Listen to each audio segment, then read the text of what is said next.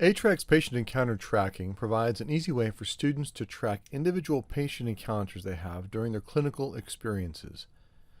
These features have been developed directly from KD's 2020 standards and from the insights of dozens of AT program directors and clinical coordinators across the country.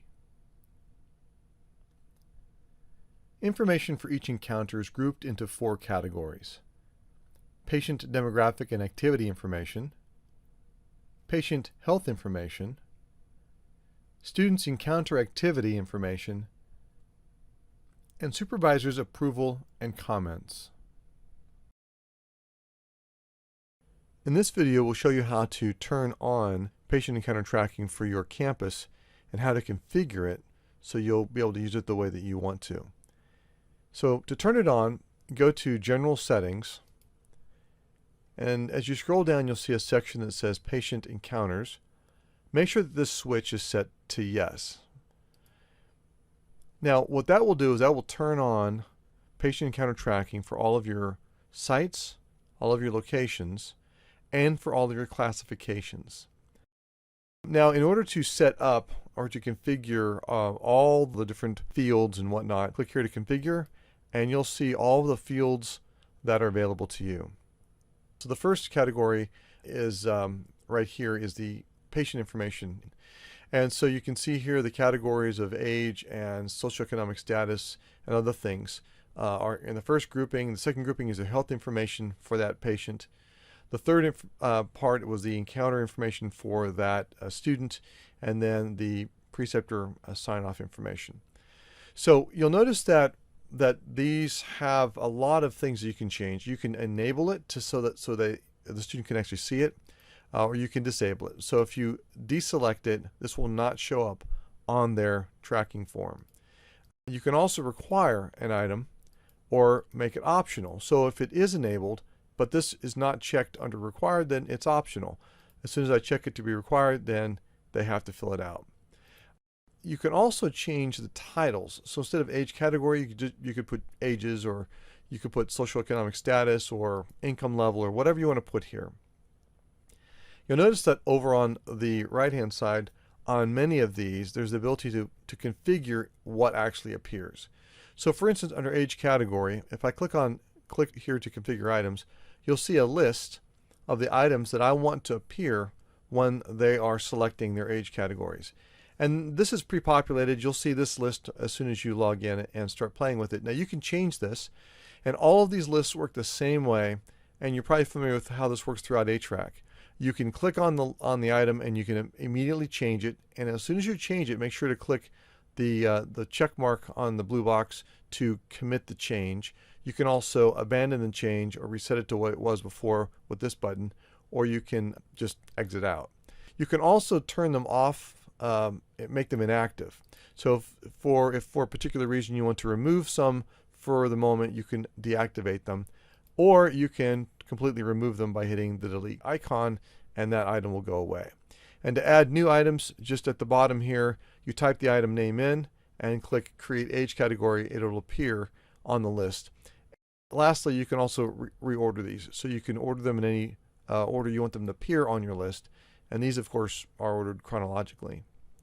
You'll also notice that there are some items here that are just text boxes. I've got my subjective, objective assessment plan. I got diagnosis and treatment.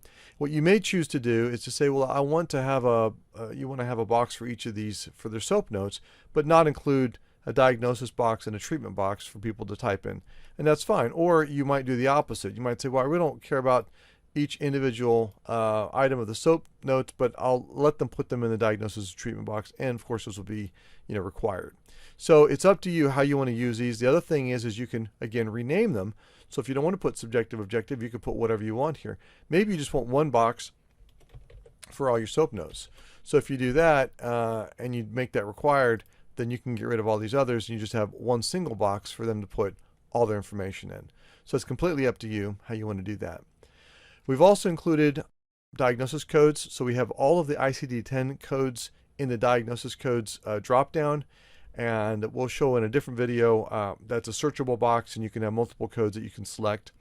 Again, you can make it enable it if you want to, and you can also make it required if you want to. And we also are including a subset of the CPT codes.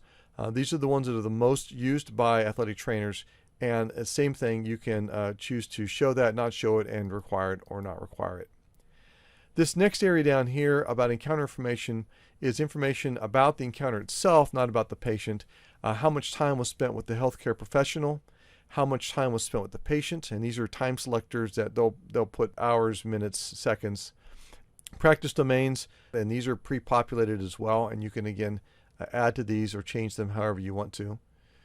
In addition to that, we have the setting in which they find themselves, whether it be simulation or real life. The last one is involvement, the level of involvement. That will be the highest level of involvement for that encounter. And right now we have pre-populated with observe, assist, and perform. The last area is the preceptor sign-off, and this allows for two different things to be entered by the preceptor when they approve this encounter. The first one is the skill level, and we pre-populated that with a basic or advanced skill. And the last one is the rating, the evaluation rating. We've pre-populated with 3 ratings, poor, fair, and good, but you can do the 1 through 5, excellent, able to teach others, all the things that you've done maybe with your scoring. Again, this is completely customizable by your program. Once you've made the changes you want to the configuration for patient encounter tracking, make sure to click the update button at the bottom of the page for those to take effect. And you'll see those fields on the patient encounter tracking form just the way that you want them. Before we go to the form, which we'll actually look at in the next video, I want to just quickly go over and look at the classifications and sites and locations to make sure they're set up properly. When you click on Manage Users, Update Classifications, you'll notice that there is a new column called Allow PET. You'll also see this on the location site. And these allow certain classifications to use patient encounter tracking. Now, by default, they'll all be set to yes. But I have gone through and I've deselected a couple of them. The 2 that I deselected was this pre-MSAT and my pre-professional. So make sure that the right classifications are set to yes. Now, a note is that if the student is not assigned to one of these classifications, they will not have access to the patient encounter tracking form.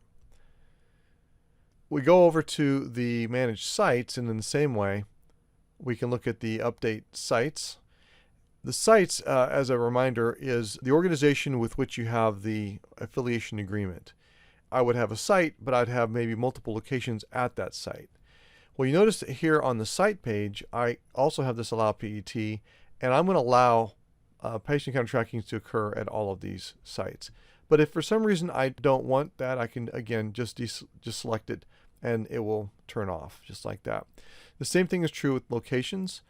Again, the locations would be a physical location that occurs at that particular site, and I can choose to allow or to not allow those to happen at particular locations at the site.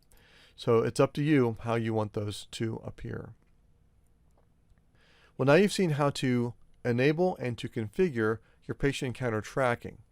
Once that's turned on, one thing you're going to see on the user's dashboard, I'll go to one of my students here, you'll see now a couple things. First off, you'll see on their dashboard a patient encounter tab like this. And you'll also see on your menu this new hours and patient encounters here, which will allow you to approve and to view patient encounters for your students. In another video, we'll show you how to record patient encounters, and in another video, we'll show you how to approve those patient encounters.